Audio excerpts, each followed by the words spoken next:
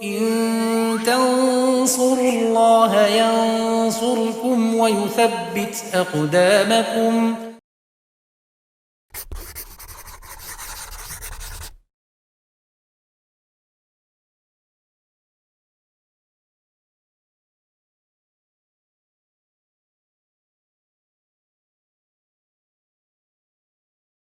Bismillahirrahmanirrahim. Alhamdulillahirabbil alamin wassalatu wassalamu ala asrofil anbiya'i wal mursalin wa ala alihi wa sahbihi wa man tabi'ahum bisanin ila yaumiddin, amma ba'd.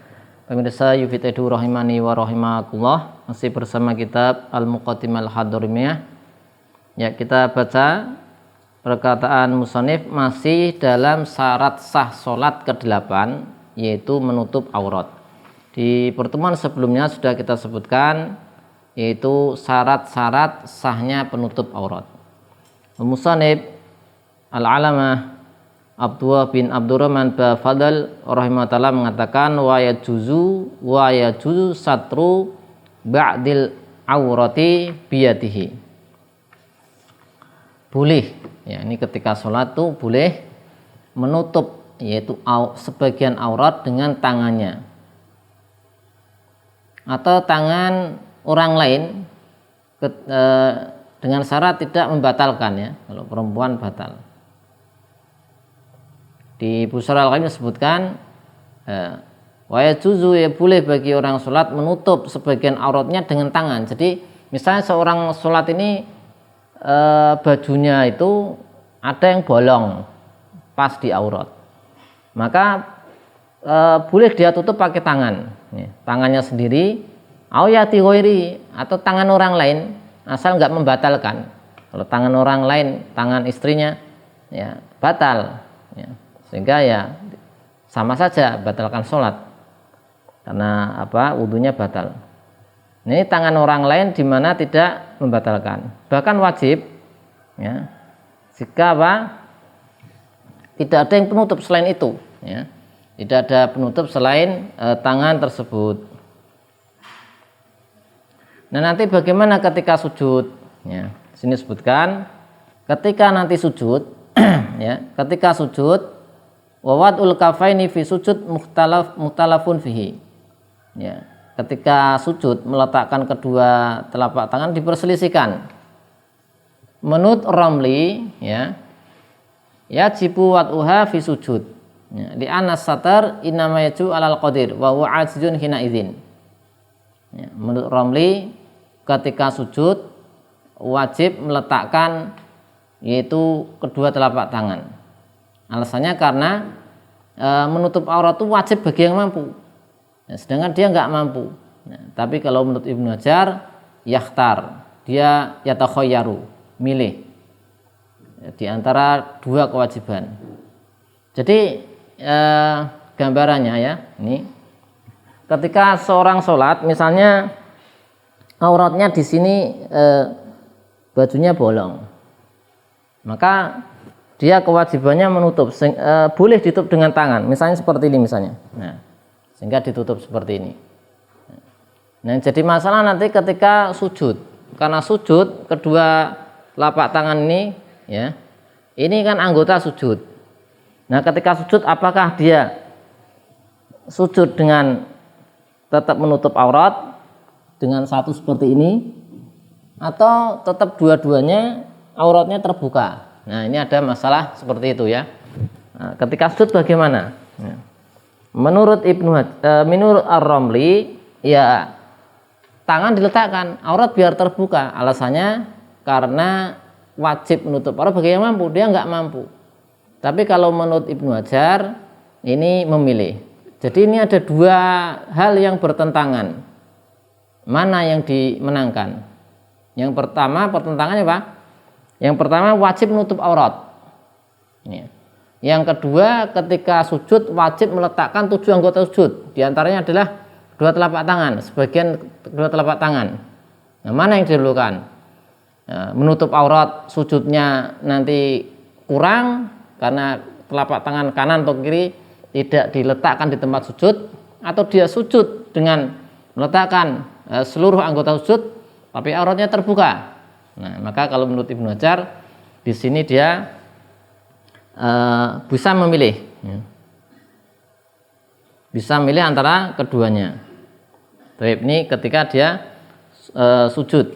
Ya, kemudian musannif mengatakan, ya, fa'in wajada ma yakfi sau'ataihi ta'ayyana lahuma. Jika seorang yang sholat ataupun yang tidak sholat atau yang tidak dalam keadaan sholat mendapatkan penutup aurat yang bisa menutup sau'atai. Sau'atai ini sau'atan, yaitu dua sau'ah, kubul dan dubur. Nah, jadi dia punya sesuatu bisa menutup kubul dan dubur. Maka ta'ayyana lahuma itu harus dilakukan menutup kubul dan dubur. Ya, harus dilakukan. Harus dilakukan karena ini berat kalau sampai terbuka kubul dan dubur. Karena ini disepakati kubul dan dubur itu sepakat aurat. Berbeda dengan paha. Paha ini diperselisihkan. Ada yang mengatakan aurat, ada yang mengatakan tidak aurat. Ya. Meskipun ya kalau khawatir terlihat menimbulkan fitnah maka ditutup. Tapi diperselisihkan paha itu aurat atau tidak. Nah, kalau dia menemukan mempunyai sesuatu yang bisa menutup kubul dubur, maka harus ditutup keduanya. Ta'ayyana lahuma. Au ahadahuma, atau menemukan yang bisa menutupi salah satu saja. Maka kalau salah satu saja, fayuqaddimu kubulahu, maka didahulukan menutup kubul. Wajib ini. Alasannya kubul itu menghadap kiblat. Menghadap kiblat ketika sholat ini berat. Sedangkan dubur itu masih umumnya tertutup pantat. Ya. Dubur umumnya tertutup dua pantat. Sehingga kalau mendapatkan kain tidak mencukupi untuk menutup kubul dan dubur sekaligus, maka mana yang didahulukan, kita tutup dubur atau kubul? Maka didahulukan kubul bagian depan, karena itu yang terbuka, karena itu yang menghadap ke arah kiblat, sehingga lebih berat. Dan di Busra Al-Karim disebutkan wala yajuzu liman faqda as-sutrah wa sabha walau lisolah. Tidak boleh bagi orang yang tidak mendapatkan penutup aurat menggosok, merampas kain atau baju untuk sholat. Berbeda dengan orang yang terdesak, ya, harus makan dalam keadaan sudah hampir binasa, maka ini masih dibolehkan. Ya, kenapa ini sholat tidak boleh menggosok baju ketika tidak punya baju? Karena sholat itu tetap sah kalau nggak mampu, nggak memiliki penutup, dan nggak perlu mengulang. Jadi kita nggak punya baju sama sekali, ya, nggak ada sama sekali bisa menutup aurat, kita sholat tanpa menutup aurat, sholatnya sah, tidak perlu mengulang. Ya, sehingga tidak boleh kemudian dia menggosok. Ya, menggosok apa? Merampas, menggosok kain. Ya, di Al-Madiyah disebutkan pada asalnya wajib menutup seluruh aurat yang wajib ditutup. Jika tidak mendapatkan satu penutup yang bisa menutup seluruh aurat, maka wajib menutup sebagiannya yang memungkinkan tutup. Jadi nggak boleh, ini nggak punya suatu baju yang bisa menutup aurat, nggak cukup. Nah, masih kelihatan pahanya, sudah nggak usah dipakai sekalian, nggak boleh seperti itu. Harus tetap dipakai. Harus tetap dipakai untuk menutupi sebagian. Dan Allah SWT berfirman, la yukallifullahu nafsan illa wus'aha. Tidaklah Allah memberikan beban pada hambanya itu kecuali yang dimampui. Dan berdasarkan kaidah al-maisur la yasqutu bil ma'sur. Ya. Suatu yang mudah tidaklah bisa gugur dengan sesuatu yang sulit. Ya. Sehingga bisa melakukan menutup kubul dubur, yang lain nggak bisa tertutup, maka wajib melakukan yang bisa dilakukan, yaitu menutup kubul dubur tadi yang sudah kita sebutkan. Baik, kemudian kita lihat apa yang disampaikan oleh musonif. Wa yazuru qamisahu au yashudu wasatahu ingkanat auratuhu tazharu fi ruku'in aw ghairihi.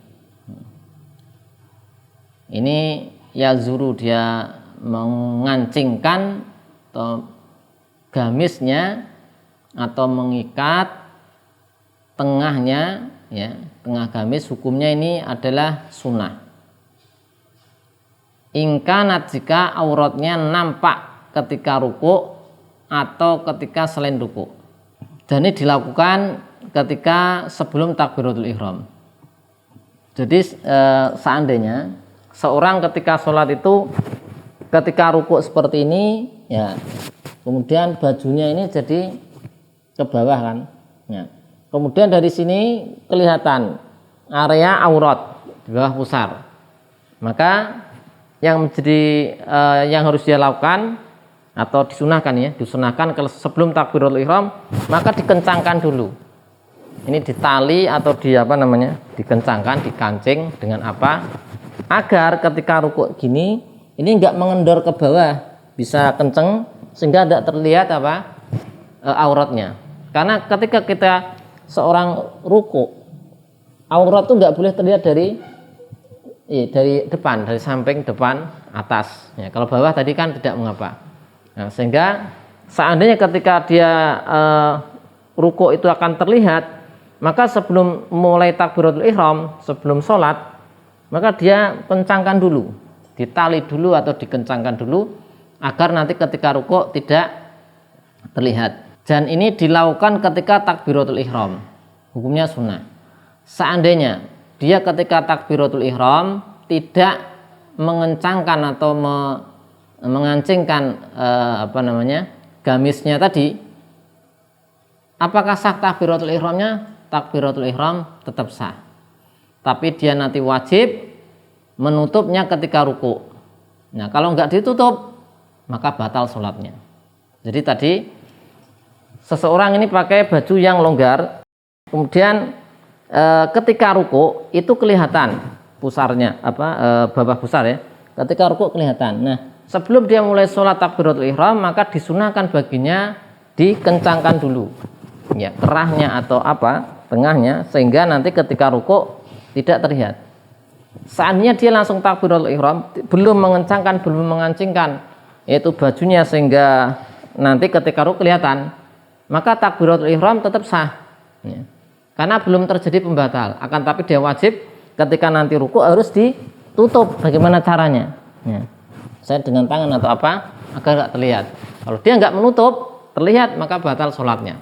Karena ini dia berarti sholat dalam keadaan auratnya terbuka, padahal dia mampu untuk menutupnya. Ya, fa'ilam yasturha batolat.